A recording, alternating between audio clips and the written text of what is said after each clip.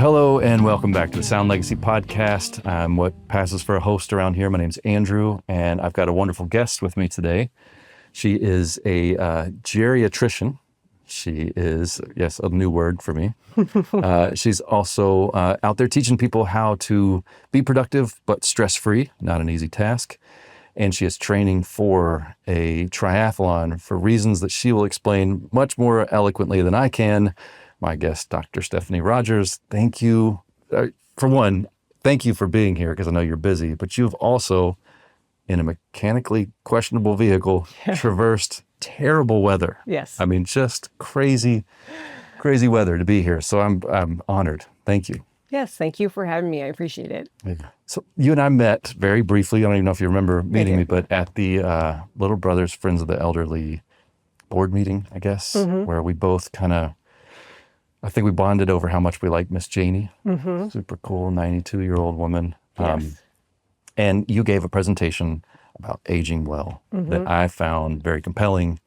And I wanted to ask you then, like, hey, would you come over and talk to me on a podcast? But I waited, did a little research on you, and really I found what you're doing to be inspiring and cool. So, hi, tell me everything. Especially, like, I want to know about this crazy triathlon. Are you an athlete? Were you an athlete before this? I don't consider myself an athlete. I try to do athletic things. I try to use my body to the greatest ability that I can do. So I like to try to do hard things like triathlons. I have done some in the past. I don't do them very often. So this is the first one I've done in a couple years. But yeah. Okay. And I've followed along on your journey through Instagram, which is such a strange thing to say to people. Like, oh, I know what you've been up to in your life because you say it on social media, but it's the facts. I've been following what you've been up to, and you've had setbacks. But before we get to that, tell me why this one in particular?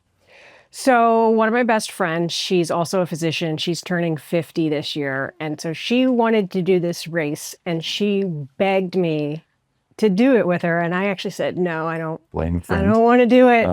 But she said, please, it's really important to me. And so I said, okay. And the very first day that I went out to train, when I was running, I was like, oh, I hate this. So I realized very quickly I was going to have to find an excuse bigger than myself to do this race. And so that's when I thought about finding a community organization that I love and sort of partnering with them and maybe raising a bunch of money because I have this Instagram platform. And so I reached out to Little Brothers Friends of the Elderly because they're my favorite community organization. So good. And we've partnered up. And so it's helped me stay motivated. We're actually right now planning a spot along the race for all of the older adults to come. We're going to put up a tent and have snacks, and we're going to give them cowbells so they can cheer for people during the race. So hoping to make it a big thing, which makes it so much easier for me to train and do this. Yeah. When's the race? June 7th. Okay. Oh, wow. Yeah. How you feeling? I think I'm going to finish, which is my goal. And I might have to walk a lot, but I'm okay with that. Or crawl. We'll Did you see. injure yourself recently? Yes, I've had a couple injuries. The biggest one was a stress fracture in my foot. So I couldn't run for 8 weeks. So oh my goodness. At this point, I'm just trying to stay not hurt. Yeah. That's my goal, is to be not hurt on June 7th. So, yeah. Boy, it shouldn't be a hard goal, but you're training hard. I mean, I think I saw, were you swimming this morning? I swam yesterday morning. And then biking and then running. So there's 3. Yeah. I will say my favorite part is the biking because I joined a Sunday morning group of ladies that are all age 70 and older. Oh, cool. And they've been biking together since 1986. And they let you join? They let me join. Special permission? And my friend, yeah. And they were very wary of me when I joined because I think they were worried. No, I think they were worried, younger me, I'm in my 40s, would come and kind of show them up. But it turns out they can kick my ass on the hills. Yeah. So I think it makes them feel a little better about themselves. Yeah. I love that. Have you combined the 3 in the same day? Where you just boom, boom, boom? Not yet. Okay. not yet. I will probably in the upcoming days. I've run the route and I've biked the route, and we're doing a practice crossing from Alcatraz Island to San Francisco coming up. You're swimming in the ocean. Yeah, we're swimming in the bay. Wow. We're starting on Alcatraz, or a boat that's right next to Alcatraz. We jump off. It's 1.5 miles, and we end up on Crissy Field. So that's really cool. Is that the last bit of it, or do you? That's the first bit. That's the first bit. Oh my God. Yeah. Swimming is really hard for me. Well, running.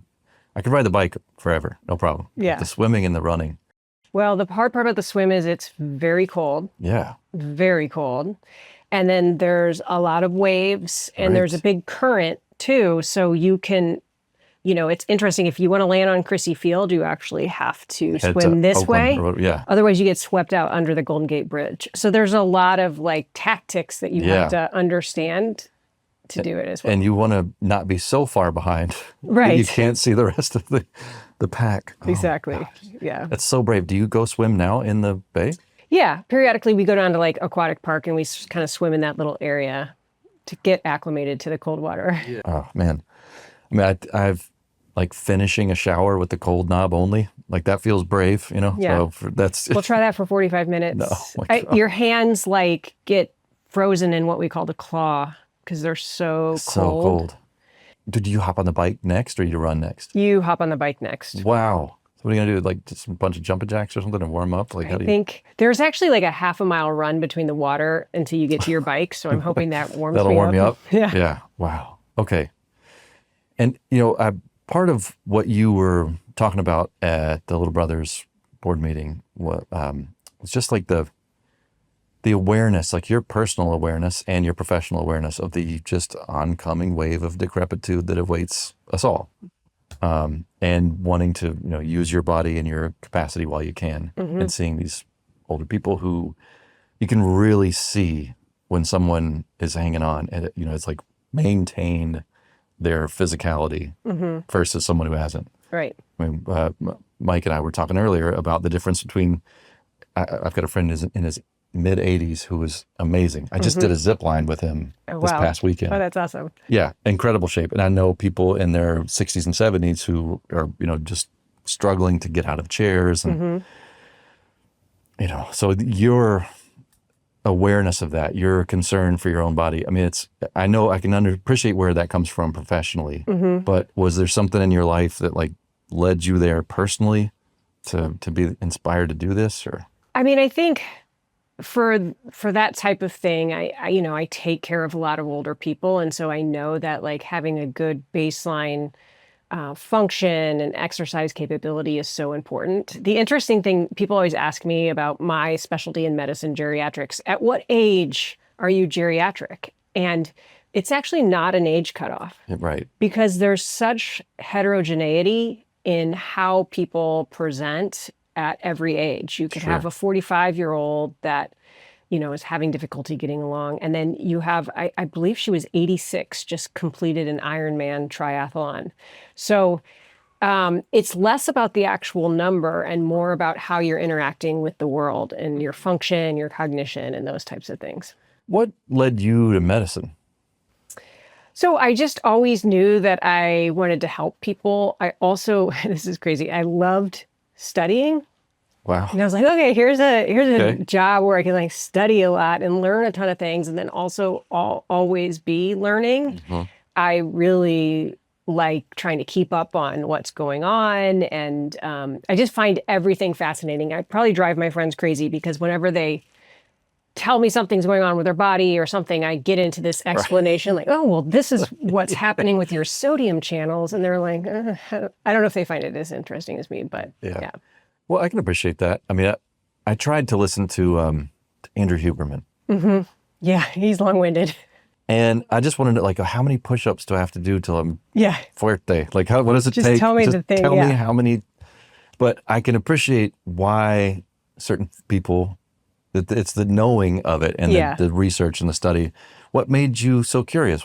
Did you grow up here or are you from somewhere else? No, I grew up in a Mennonite family in central Illinois in a small town. What's the town? Metamora, Illinois. Metamora.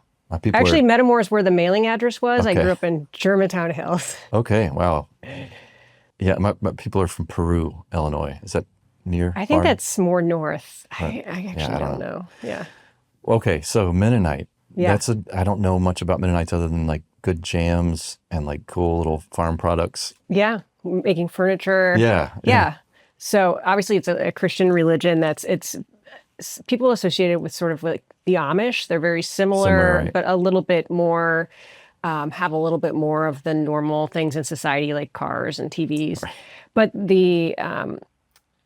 the religion, I'm not Mennonite anymore, but I grew up Mennonite and I identify with a lot of the values of the Sure. religion. They're very community oriented, helping everybody out in the community. They're very justice oriented, very loving and peaceful people. They're pacifists.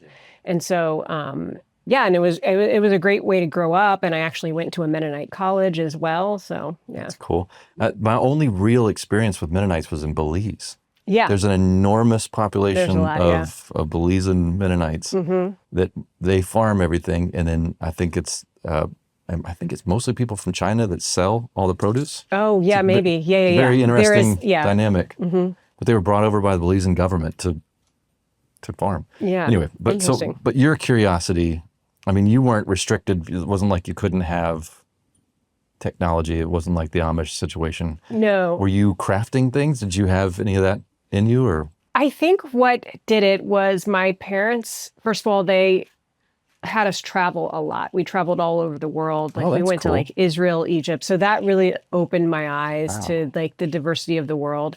But they also had us in lots of activities. So me and my brother and sister, we all played 2 or 3 instruments. We all had sports. We were in plays. They wanted us to exposed to a lot of different things. And so I think that's what sort of got me interested in just in learning everything. Yeah. Yeah, you were set to learn. What instruments did you? So violin, piano, and flute. That's cool. Do you still play? Yes, I actually just played on another podcast a few that's weeks ago. great. Yeah. That's so cool. What'd you play? I played Riptide, that Vance Joy song. I don't know. You probably know if you heard I would it. recognize it. Yeah. Which instrument did you play? Violin. I love the violin. Yeah. And then I also play in the San Francisco Civic Symphony, which is like a non-professional community orchestra. Did you grow up playing like fiddle music, or did you orchestral? Orchestral. So I started at age 3 and started on this method called the Suzuki method. Have you heard about this? It sounds familiar. The You cellists? like learn by listening. Yeah, you can do it on any instrument, piano, cello, and you learn by listening. You don't actually read. I didn't read music for probably the first 5 years that I played violin. Yeah. That's cool. So you listen and then play. I also don't read music, but I'm not that great. I'm no violinist. I play guitar. Okay. But so, all right, were you performing as well? Like, I mean, that's part of that track. Is like as a little kid, we had they the always Rogers family string trio, and they were real big in Metamora, Illinois. Yeah, we played at all the nursing homes, churches, weddings. What was the trio? What was the instrumentation? So me and my brother played violin, and then my sister played cello. Oh, that's cool. Did any of you sing? Or no? We sang, but not in that group. We all sang in choir in high school and stuff. Are your parents musical? No, not at all. They My just mom really can wanted play piano like a little bit, but that's about it. Yeah. Why did they just wanted you to excel and be good at stuff? Or? We asked them a few years ago, and they said they were just at the mall once, and they saw a bunch of little kids playing Suzuki, and so then they were like, signed us up. And then it became a big thing in our life. Like we all had to practice one instrument before school, early in the morning. And so we'd get up early and practice one thing and then go to school and then have to practice the rest after school. That is so interesting. Wow. So then were you good at math? Was there anything that you were just like, okay, I don't like this, I'm not good at this? Or did all of it, you just found a way to be at least proficient, if not excellent in all of it? It's interesting. I do think learning music at such a young age, your brain, it felt like things came easy for me. I remember not studying a ton in high school and college. I did, but the way I could memorize things, because I was memorizing music from such a young age and all that. So, but I was sort of interested in everything, but I didn't get really serious about studying and those sorts of things until I was in my 20s. So Interesting. Yeah. I wonder what is that about music and learning and the human brain? Like, what is that mechanism? Yeah, I think that it's the early involvement of getting your brain going, but I also think I think the lesson that I learned the most is this idea of like working at something every single day that will eventually pay off Yeah. and is hard and you fail at over and over and over and over. And so it teaches you this skill that like new things are hard and you're going to do them poorly Yeah. and you're going to fail at them. But that doesn't mean you stop or quit. You just keep going. And when you're learning a song or something, that's just the stage that you always have to go through. Right. And so I think that's the biggest thing that music taught me was just, try something new, keep going. Yeah. It's going to be hard. You're going to look ridiculous when you start. Yeah. And you can apply that to grades or anything in your life. Yeah. I never liked the idea that practice makes perfect, but practice makes fun. Yeah, it makes the potential to have fun doing the thing possible. Yeah. But you have to kind of get over a hump of it's not fun. It's hard. Oh, it's brutal. Yeah, it's brutal. I mean, do you have self-doubt? Oh, yeah. You do? Okay. Oh, yeah. I just have this thing where I'm overcome. like, I'm going to do it anyway. Okay. I like the idea of trying to I want to live like a super rich, diverse life. And so I want to give it a shot. And anybody that knows me knows that I'm going to go all in when I try something. And the example that I give now is this, Age Well with Dr. Steph Instagram account that I have. And I was like, I have this idea where I want to sort of reframe aging and I want to teach people how to care for themselves. I wonder if this social media thing can sort of be hacked. Like, can I read all the rules of the algorithm and sort of try to understand how to get my message out and will it work? And yeah, it turns out. Yeah. I just post every day and I follow the rules and what people say to do and it's working out. So yeah. It's working out, but you also have there are plenty of people following those rules who have, no offense to anybody else, but not a particularly inspiring, sometimes just vapid goofball message or whatever. Mm-hmm. Yours is particularly heart-centered and it's inspiring. Yeah, but it's also I don't know, you have a genuineness about you that translates into that otherwise weirdly ingenuine, if that's a word, space. Yeah, thank you. I appreciate that. I actually hate social media. I don't like being on it. And so this is a really weird thing for me because, you have to sort of be on there replying to comments and posting things and also showing your life. Like I'm a very private person. And so, you probably see a lot of, my medical education and then sort of my triathlon training, but I don't think you're seeing a whole lot else. And it's sort of awkward because I was never one to take pictures on vacation or document anything I'm doing. And now I see myself, I'm walking around in my daily life and I'm like, I got to find something to post about today. Right. So it's a totally different framework. And I'm not sure I'm exactly comfortable yet. Sure. But I want it to be authentic. Yeah. And I want it to be helpful. So it is trying both. to find that balance. It is both. Now, it's interesting. Who's engaging with you? Who is it? What's your demographic? Do you know? Oh, it's great. I have a lot of older people all the way into their 90s. Really? Yeah. That are following me and ask me questions. And then I have a lot of children who are caring for older parents. Yeah. And then I also have a lot of other medical professionals, nurses, surgeons, people who are just I had a vascular surgeon the other day say, wow, I'm so glad I found your account. I take care of so many old people and I'm learning so much from you. And so, so it's really amazing to have those three types of people. Yeah. Yeah. Oh, what a gift. What made you gravitate? Because, medicine, there's so many directions you can go. I mean, just pick a thing and there's a specialty about it. What made you want to head that direction to geriatrics, my new word? Yeah, it's interesting. I didn't actually know it was a specialty until I was in my internal medicine residency. And then you're sort of selecting electives. And I saw that there was a geriatrics elective. And I was thinking to myself, okay, everybody I see is old. I should get better at taking care of old people. So I did that elective and something just hit for me.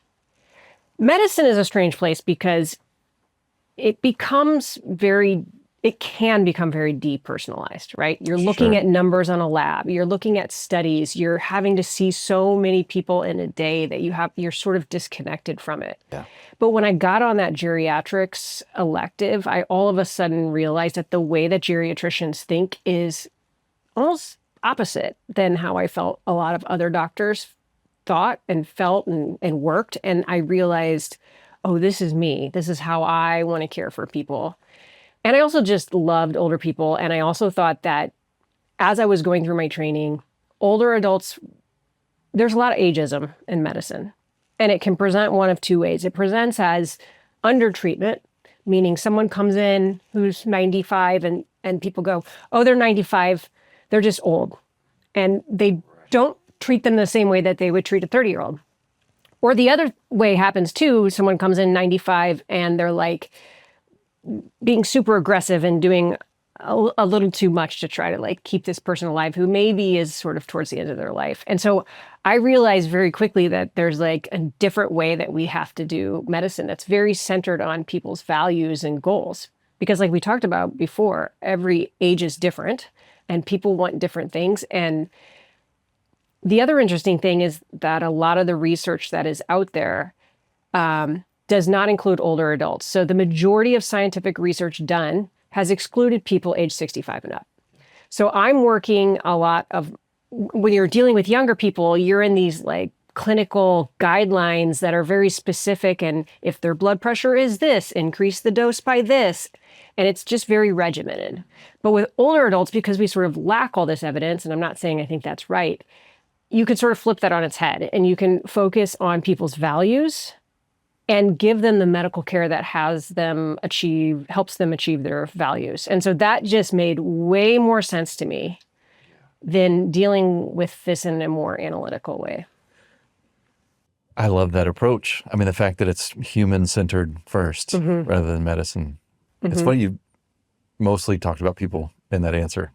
Yeah. And it's really how we should treat everybody. And I do think so many doctors actually want to provide care that way. Sure. But we work in these systems that just don't make that easy. I very much like older people. Most too. of my friends are, older, 65 and up, mostly 70 and up. And there's something about that, you're sort of off the hook from it. Like I remember I had a really good friend when I was 12. He was 72. And I just found him to be the most interesting person. And I met him because of church. Like I was Catholic, went to the Catholic church, and that's where he was. And I was just around older adults a lot through that. Was that a big part of your upbringing? Like, is it multi-generational? Everybody's kind of around? Yeah, my grandparents were around a lot. I don't remember it really standing out as something that I particularly thought of or sought out. I think this love for them kind of grew in my medical training. That's interesting. I think also I'm a very type A type of person who's I work very fast and I think very fast and I walk very fast. And when I'm with an older person, it slows me down. Yeah. And I find it's one of the only things that can do that, you know? Yeah. Yeah. That's great. What do you think that is? Why? I don't know, but there's this thing that when I'm sitting with an older person, whether it's a friend or a patient, like I just feel a more sense of calm and peace. And I'm able to just sort of like slow down everything in the outside world and focus on them. And I love to hear their stories. I love to hear who they are, what they care about. So yeah, I don't know why that is, but it's interesting. Do you think about death a lot? I see death about every day when I work in the hospital. So yeah, I guess I think about it. I actually like that I get to work around a lot of death. I think because it helps me value life so much more. And it's such a privilege to be in those spaces with people and their families, to be in that intimate kind of situation and the discussions that have to go on, or just sort of like how things look. It really is such a privilege. And again, just such a reminder of the preciousness of life and how easily things can be taken away. And so, yeah, I actually really love that part of the job. I was talking to someone yesterday about death because I think about it a lot. My mom was a hospice nurse, so it was kind of like a part of our dinner conversation. It's like, oh, Mr. Johnson. And then, a week later, oh, Mr. Johnson died. And we were all getting to know Mr. Johnson, vicariously. But I don't think about it in a morose way. Right. I think about it's exactly what you just said. I think about it in the context of enjoying this little trick, this little brief blip of time. Yeah. And that's one of the things I don't think about the fact that my older friends are, closer chronologically to death. I mean, we're all, you just took your life in your hands coming over that bridge today. Right, exactly. But, that chronologically or whatever, you might be closer. I don't think about death in that way, but just like the amount of life and time that has passed through a person makes me appreciate it. And my thinking on death is like, I try to think about what happens after, but about what it means for being now, just enjoying now. Yeah, exactly. That's exactly how I feel. Do you want to become an old person? I do want to become an old person. Yeah, you want to be an elder. Yeah. Yeah. I think it's going to be great. Yeah. I mean, all the studies show that people actually their well-being improves as they age. Right. We think that because we may have declines sort of in our physical function or any other way that we're going to feel worse. But the truth is that we become more comfortable with ourselves. We know we're more centered in our values, and we're not hanging around people we don't want to hang around anymore. And, so you sort of figure yourself out as age comes. And that's, I think, a really amazing thing. Well, I really hope you're going to be impressed with me with this pivot that I'm about to take in our conversation.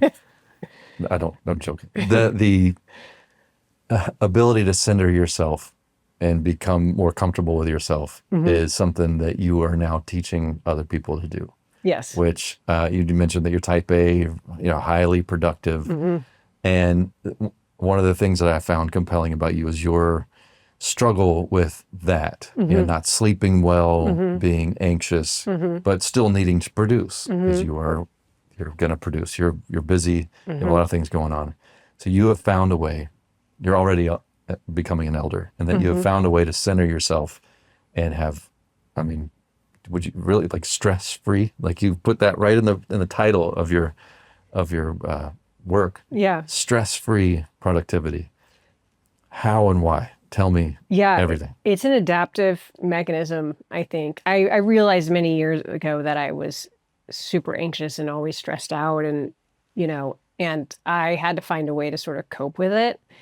And so I put all these systems into place to like help me relax and become more comfortable with, uncertainty and all of these other things. And, it's not that I'm completely stress-free, I would say, but I just, things can roll off a little bit easier. Like I can see the bigger picture, and, I now know what's important to me and what, really matters. I find this a lot at work. I'm in a leadership role where I work, and there's constant change and constant challenges, and everybody's always very upset. And just the way that I react is so different now.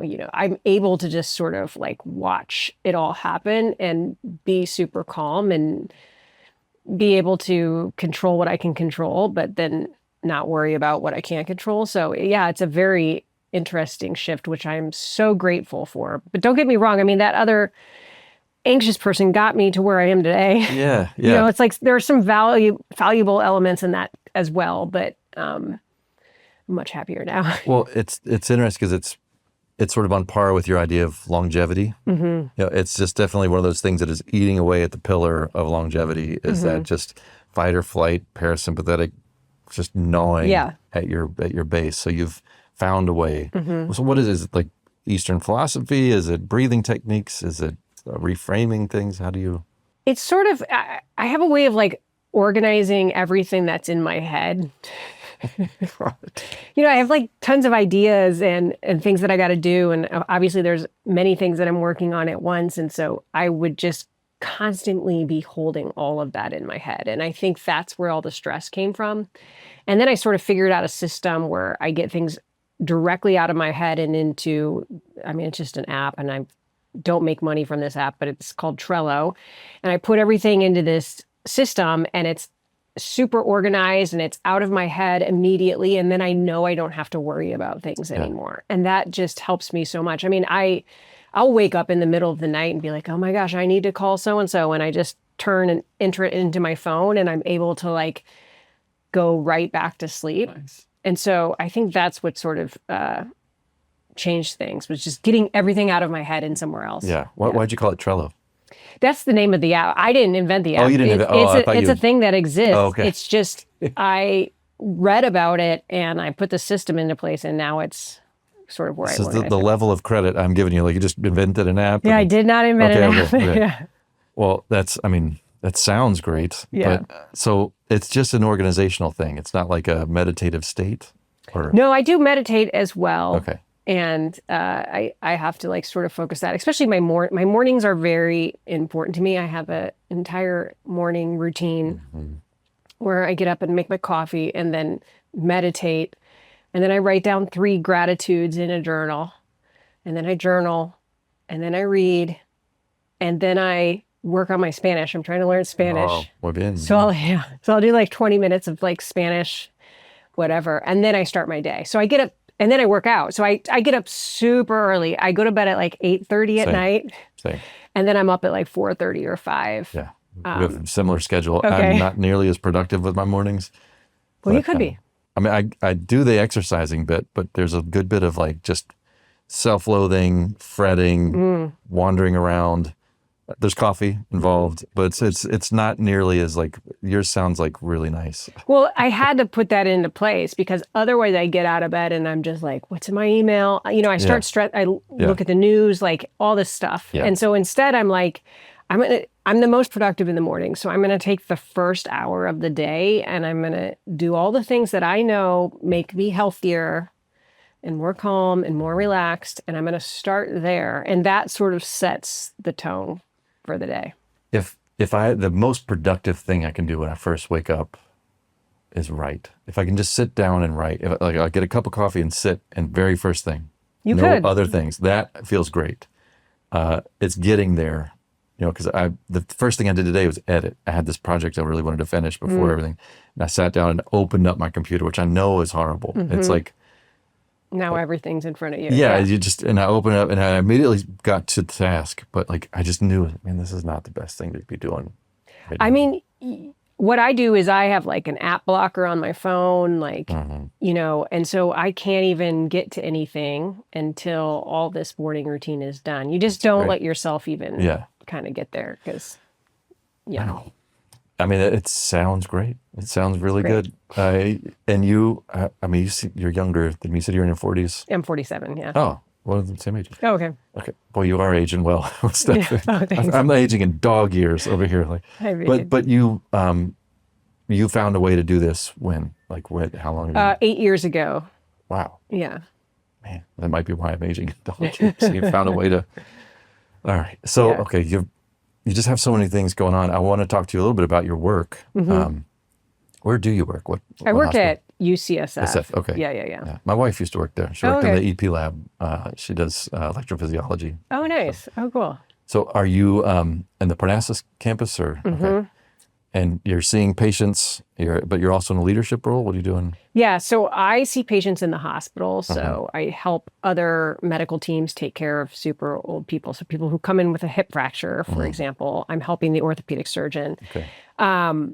And then the other part of my job is I am the associate chief of clinical programs of the geriatrics division. So I oversee all of the other geriatricians, of which we have a lot, around 45 at UCSF. Really? And we have like 9 different geriatrics clinical programs. We have like a house calls program. We have clinics. We have nursing homes. So I oversee all of those programs and help everybody run them. That's so much work. Even just remembering what your title is, to me, I'm really glad that was not part of my odd little intro into this thing.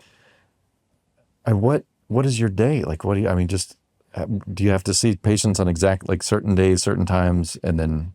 Yeah, so I do like a week on. I'll do like 7 days in the hospital where I'm just focusing on seeing patients. Okay. And then anytime I'm off, what's called like off service, then I'm just either in my office or at so it's working you're from not home. back and forth between The two. No. Okay. Yeah. Okay. That seems a little bit more manageable. Still seems like a lot. Yeah. Which do you prefer? I mean, I like the big picture stuff. I mean, I like seeing patients as well, but like for me, I want to make big impacts in the world. And so I like this idea of trying to make big changes. I mean, the other thing that I work on is this thing called the Age-Friendly Health System, which I founded and I'm the medical director of, which is redesigning all of UCSF. You know, we have 5 hospitals and hundreds of clinics to like put things in place so that every person can do their best taking care of older people. So whether you're a nurse or a physical therapist or a doctor, you know, you have the tools and the education that you need to, you know, meet the unique needs of older adults. Yeah.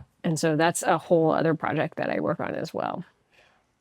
I mean, I'm sure you hear about the weirdly worded gray tsunami, the number of people who are every day aging into or whatever their body is finding their way into being finally geriatric. And just the tax on the medical system that is coming, tax on housing and caregiving. I just, it really is overwhelming. And I went to this thing recently, was put on by these people. One is a geriatric psychologist. Okay. Yeah. Very interesting man. And his wife is a nurse and an attorney. Really kind of cool combo. Yeah. They run this thing called agingparents.com. Okay. And they put on a presentation. I was very excited to go hear. And immediately I was like terrified. And just, one of the first things she said is a lot of people, when they face dementia, they think about dementia or, Alzheimer's or the type of things. They're like, well, I'll just kill myself. And that's a thing that I guess gets said very frequently. That almost no one does. Right.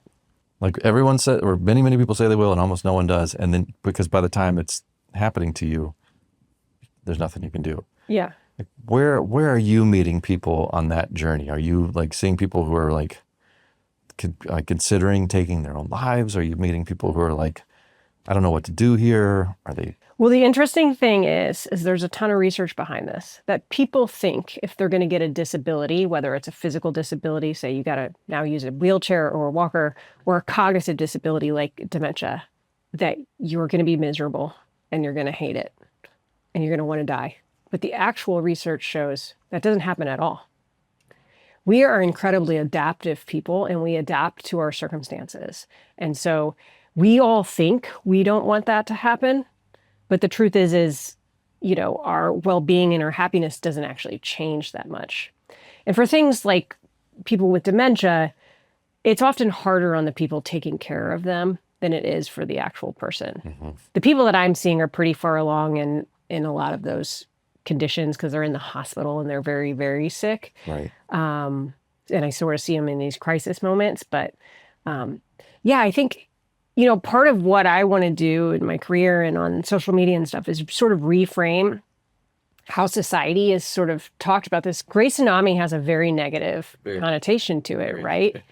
And like I've said, there's this U-shaped curve of happiness and well-being that the lowest point is in your 40s and 50s, and then your happiness and well-being improves as you age or when you were younger. And so I think we all have an idea of that this is going to be horrible and all these things, but that's just doesn't actually pan out to be true. And so I think we need to be realistic about the challenges of aging and that we need to adapt society and the healthcare system to meet people where they're at, because it is pretty inevitable if you live long enough, something will happen to you. We'll get a disability, whether it's hearing loss or needing to use a cane or whatever it is. So I think we need to be realistic about what people need, but it does not have to be a negative experience and can be a very positive experience. I wonder, that study about the U-shaped experience and well-being, is that an Anglo-centric thing? Is it just the U.S. question. Or is that like a I'd have worldwide? to check that probably. I wonder, like, what, we're thinking about being adaptive. Like, what is the adaptive mechanism behind that, where there would just be this universal, like, oh man, it was so great and this is going to suck. I think in your 40s and 50s, I think the issue is most people have kids. and then they're also trying to work, and that's when their life is the most not their own. Mm. Do you have kids? No, I Yeah, know. same. Yeah, I know. I know. It's like the best decision I ever made. I'm glad there are people out there breeding. I've got plenty of breeders in my family. But Yeah, I love my nieces, and that's perfect. You're good for on. me. Yeah, Great. yeah. I'm thrilled that you're.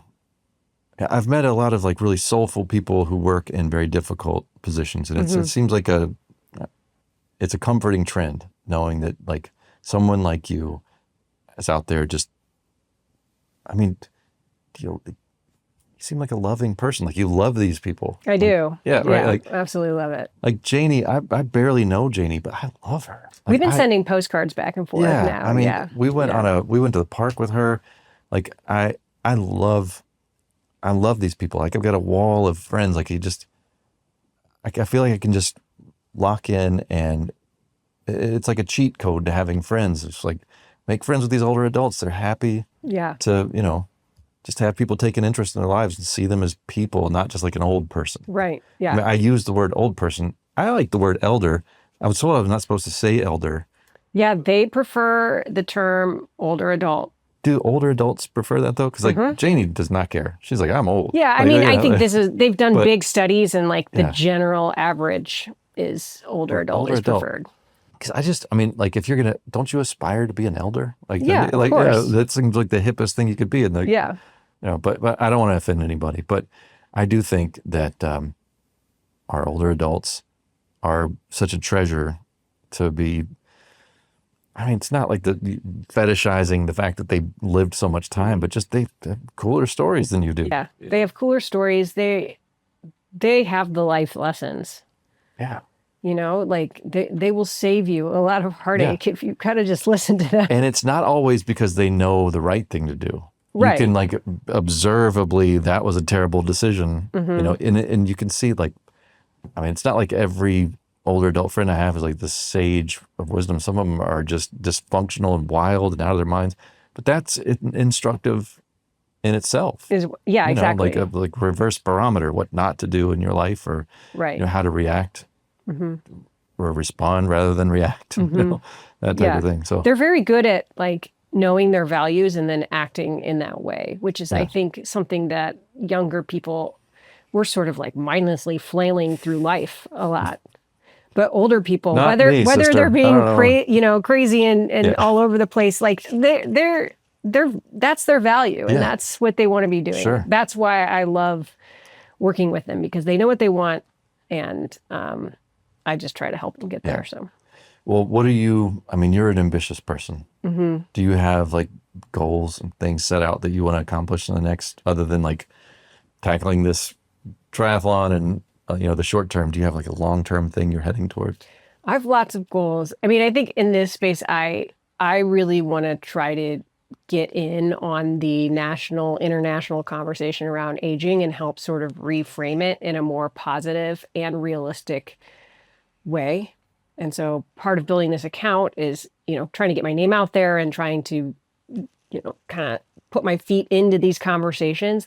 There's this whole trend going on of longevity and like biohacking, and it's just sort of going the wrong direction. First of all, it's very much for the rich, like, that you spend $100,000 and you get this assessment, and, and so I sort of want to like reframe where that is going and change the conversation. I don't know if that's possible, but that's one of my biggest professional goals. Yeah. It's in the name. Yes, exactly. Yeah. Age well, just living well. You're gonna age no matter what. We're all aging, whether you're 0 years old or 80. Yeah. Yeah. Well, I am a supporter of your cause. I like the way you're doing it. Thank you. I don't know, any way that I can support, and especially your involvement with Little Brothers. Yeah. Like, I love, like, Kathy is such a cool person. Oh, yeah. That whole organization. So I'll make sure people find, you have it, and you don't need my help in social media, but I always need your help. Hopefully you can use some of this stuff to clip up and give you a break on some of the Yeah, of course. creating content. But that I want people to find the resources that you've already found. You have like you've got a library worth of research behind you. So I'd love to share that. And Of course, I'll yeah. put in, is there anything like right now that you want to tell people like, hey, go here, do this, check out that?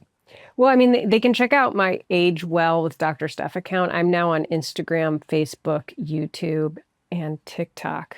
So whatever their preferred method. And then I, from there, send them to all kinds of resources. And you're doing this by yourself. In addition to I'm your doing already this busy workload, by myself. you're editing, clipping, posting. Yeah, I've got to learn all that stuff. And you go to bed at 8:30. I go to bed at 8:30. And you're up at 4, and the first hour and a half of your day is none of that. Well, you are busy.